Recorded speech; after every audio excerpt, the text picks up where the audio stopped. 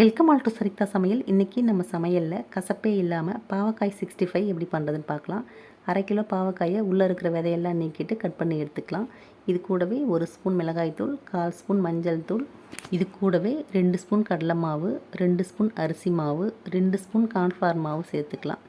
அடுத்து இதில் 2 ஸ்பூன் தயிர் சேர்த்துட்டு இஞ்சி பூண்டு புதினா அரைச்ச பேஸ்ட்லேருந்து 1/2 ஸ்பூன் சேர்த்துக்கலாம்.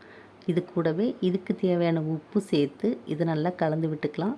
இதில் நம்ம தண்ணி எதுவும் சேர்க்க தேவையில்லை. இந்த தயிரில் உள்ள ஈரப்பதத்திலே இதை நம்ம கலந்து விட்டுடலாம். நம்ம சேர்த்துக்கிட்ட மசாலா பொருள் எல்லாம் பாவக்காயோட ஒட்டி வரணும். அந்த அளவுக்கு இதை நம்ம கலந்து விட்டுடலாம். நல்லா கலந்ததுக்கப்புறம் மூடி வச்சு 1/2 மணி நேரம் ஊற வச்சுக்கலாம்.